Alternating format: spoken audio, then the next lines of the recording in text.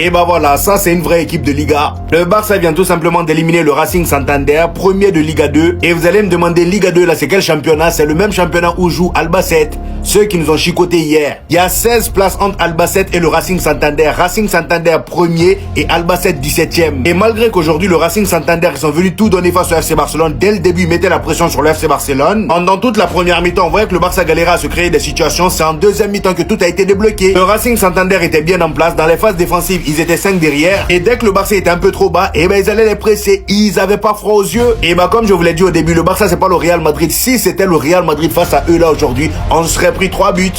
Enfin, hier on a pris combien? 3. On serait pris 4 buts ou 5.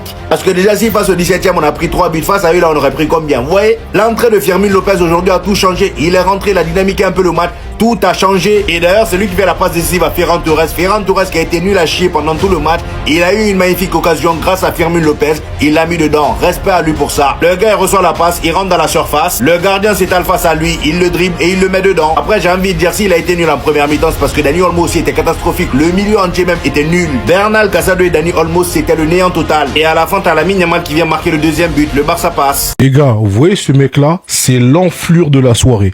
Une enflure de première classe. Tu joues en match de coupe à domicile contre le FC Barcelone. Tu perds 1-0 à la 93e minute et 43 secondes. T'es trouvé en profondeur. Regardez la situation, les gars. T'as juste à faire un passe-tir pour assurer l'égalisation, et je sais pas si c'est prolongation ou tir au but, mais en gros tu continues le match, tu remets ton équipe dans les rails, mais malheureusement le syndrome du personnage principal a pris le dessus, et regardez ce qu'il a fait. Grosse frappe sur Johan Garcia. Ensuite le FC Barcelone, ils ont une situation similaire, eux ils marquent et t'es éliminé.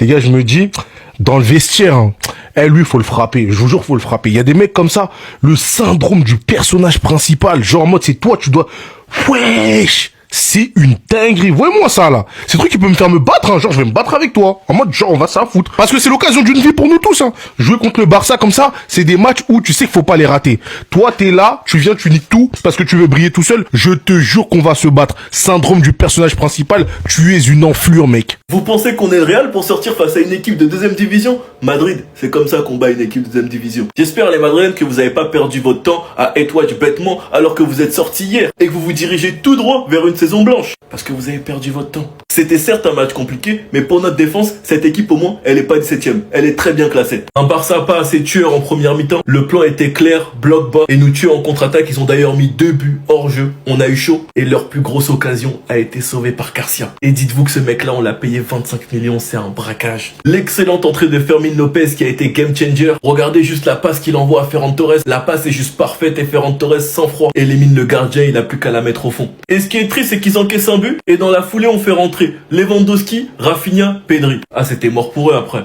Après la grosse parade de Garcia, Lamine Yamal est enfin buteur. Il est déjà environ à 24 de GA et nous sommes qu'au mois de janvier. Et c'est une saison Coupe du Monde. Malheureusement, Cancelo n'a pas débuté. J'espère qu'il aura quelques minutes ce week-end en Ligue 1. Et nous sommes actuellement à 11 victoires d'affilée. Avec 5 voire 6 clean sheets. Merci Garcia, merci Flick. Donc vous les gars, vous en pensez quoi? Rendez-vous sur Snap, on s'ennuie. C'est qui se fout, je connais pas son nom et on en a pas besoin. Donc là, il joue le Barça, tu joues au Racing Santander, tu perds 1-0 à la 93e et dans cette situation, tu décales pas ton pote pour qu'il marque un but cage vide. Ah, je sais pas, ce monsieur, il a quoi? Il doit soigner des stats, il est quand même Mbappé, il courait derrière le nombre de buts de CR7 sur une année civile, donc là, il peut pas faire la passe à son pote. Football punit très très vite, parce que même pas une minute après, t'as Yamal qui se trouve à peu près dans la même position, et lui, il va décaler Lewandowski, il va pas croquer. Et pourtant, Yamal, on parle d'un mec potentiellement futur ballon d'or. Il peut avoir un ego, on peut se dire, il va aller finir tout seul parce qu'il se sent supérieur aux autres. Mais non, lui, il décale Lewandowski. Au final, sa passe, elle est un peu ratée, c'est Rafinha qui reprend, Rafinha redécale direct Yamal et c'est Yamal qui marque le but cage vide. Non, sérieusement, quand je vois ça, j'en reviens pas. Ils auraient pu ramener le Barça en prolongation et potentiellement les éliminer. Sachant qu'en plus, ils venaient de marquer 2 buts hors jeu.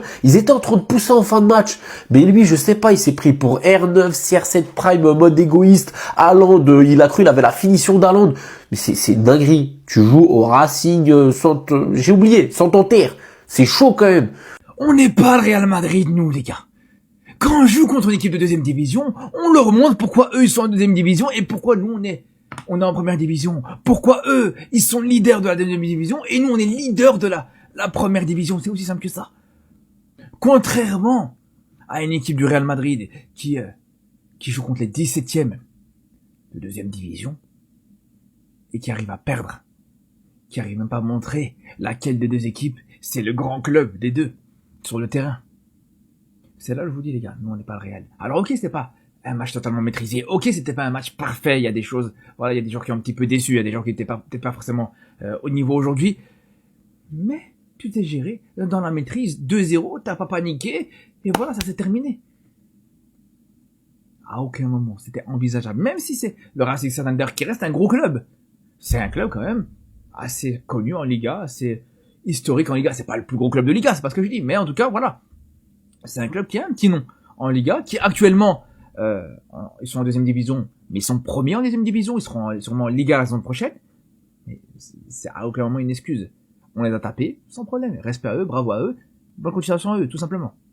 94e minute 1-0 pour le Barça, face à face. Score final de 0. Tu aimerais avoir ma vie. Tu aimerais avoir ma vie, hein, toi qui supportes le Real. Comment c'est une dinguerie d'avoir le syndrome du héros comme ça. Il appuyait juste sur croix et on allait au tir au but. Mais il appuie sur carré et il est tombé sur Johan. Je rigole tellement il est fort. Toutes les actions hors jeu du soir, elles ont fini au fond des filets. La seule qui n'était pas hors jeu, il a arrêté. Victoire mes frères en Copa del Rey. Face à une équipe qu'on risque de recroiser la saison prochaine en Liga. La Copa del Rey c'est devenu le tournoi des 3 sorciers en fait, moi j'ai capté. Des 2, des 3, peu importe. Personne n'est à l'abri. Bon, on s'est fait peur sur la fin de match, on va pas mentir. Hein. Mais qu'est-ce qu'on va retenir? Le but de Ferran, triple du gardien. La passe fantastique de Fermin sur le but de Ferran. Qui d'ailleurs, au passage, est déjà à 17 buts et 2 passes décisives cette saison. Dans le plus grand des calmes. Une 11e victoire consécutive depuis la désormais légendaire interview d'après-match d'Hansi Flick. Des choses vont changer au Barça. 11 victoires sur 11. Et Lamine Yamal on fire. Aujourd'hui, il fait son match, très bon match, et il méritait son petit but. Rafinha lui a offert cette saison 25 matchs, 10 buts, 14 passes D. Force aux équipes pas qualifiées, hein. On est pas ensemble.